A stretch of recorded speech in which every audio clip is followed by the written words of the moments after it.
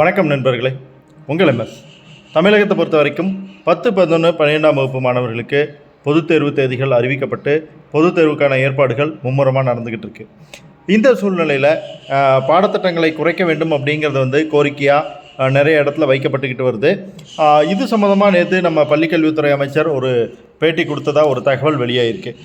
அதில் அவர் என்ன சொல்லியிருக்கார் அப்படின்னா, நம்முடைய மாணவர்கள் போட்டித் தேர்வுக்கு தயாராகணுங்கிற நோக்கத்தில் தான் பாடத்திட்டங்கள் குறைக்கப்பட்டதற்கு மேலும் குறைக்கப்படாமல் தேர்வுகள் நடத்தப்படுது.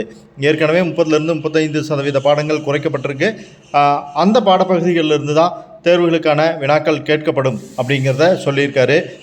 போட்டித் தேர்வுகளுக்கு போகும்போது மாணவர்கள் அதனுடைய தன்மை இழந்துடக்கூடாது அப்படிங்கிறதுனால தான் இந்த பாடத்திட்டங்கள்லேருந்து கேள்விகள் கேட்கப்பட போகுது அப்படிங்கிற மாதிரி தகவல் சொல்லியிருக்காரு. அது மட்டும் இல்லை, அமைச்சர் சொன்னது மட்டும் இல்லை, நம்ம ஏற்கனவே நிறைய வீடியோஸில் சொல்லியிருக்கோம். கண்டிப்பாக கொஸ்டின் பேப்பர்ஸ் எல்லாமே ரெடியாக இருக்கும். இனிமேல் கொஸ்டின் பேப்பர்ஸ் மாற்றுறதுக்கான பாசிபிலிட்டிஸ் ரொம்ப கம்மியாக இருக்குது, டைமும் ரொம்ப கம்மியாக இருக்குது. அதனால் இனிமேல் கொஸ்டின் பேப்பரை மாற்றுவாங்க, சிலபஸை மாற்றுவாங்க அப்படிங்கிறதுக்கான வாய்ப்புகள் எல்லாம் இல்லை. அப்படிங்கிறதுனால நம்ம படித்தாக வேண்டிய கட்டாயத்தில் தான் இருக்கோம். நம்முடைய சேனலில் பார்த்தீங்கன்னா நீங்கள் எப்படி படிக்கிறது, என்ன மாதிரி ப்ரிப்பேர் பண்ணுறதுங்கிறது சம்மந்தமாக நிறைய வீடியோக்கள் நம்ம விட்டுக்கிட்டே இருக்கோம்.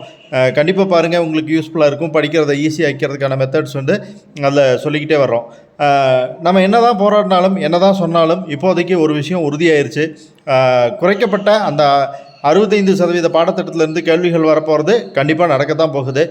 இன்னும் நடத்தப்படாத பாடங்கள் இருந்தாலும் பொதுத் தேர்வுக்குள்ளே உங்களோட பள்ளிகளில் அந்த பாடங்கள் நடத்தப்பட முடியாட்டியும் கூட வினாக்கள் அதிலிருந்து வரும். ஸோ நாம் இப்போ இருக்கக்கூடிய வாய்ப்பை பயன்படுத்திக்கிறத தவிர்த்து வேறு புத்திசாலித்தனமான வாய்ப்பு எதுவுமே இல்லை அப்படின்னு தான் என்னை பொறுத்த வரைக்கும் தோணுது.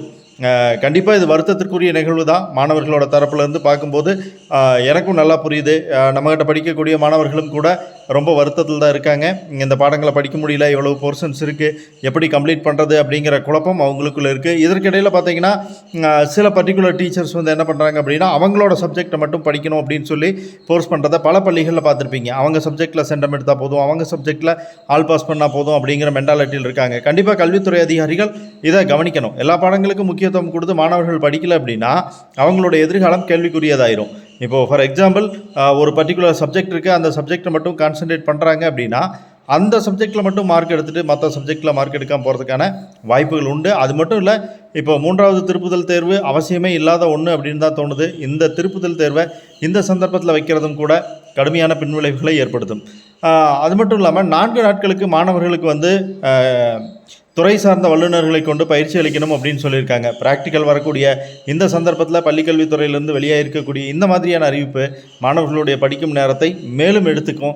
அதனால் அவங்க படிக்கிறதுக்கு ரொம்ப சிரமப்பட நேரிடும். இந்த குறைகளை எல்லாம் கலைந்து வரக்கூடிய பொதுத் தேர்வை நாம் தான் சிறப்பாக எதிர்கொண்டாகணும். வேறு வழி இல்லை, சுமை நம்ம மேலே சுமத்தப்பட்டிருக்குது. ஸோ மாணவர்கள் உங்களால் எவ்வளோ தூரம் படிக்க முடியுமோ, எவ்வளோ நேரம் டைம் ஸ்பெண்ட் பண்ண முடியுமோ அதை ஸ்பெண்ட் பண்ணி கட்டாயம் தொடர்ந்து படிங்க. தகவலை ஃப்ரெண்ட்ஸோட ஷேர் பண்ணிக்கங்க. பிடிச்சிருந்தால் லைக் பண்ணுங்கள், சேனலை சப்ஸ்கிரைப் பண்ணி சப்போர்ட் பண்ணுங்கள். Bye friends.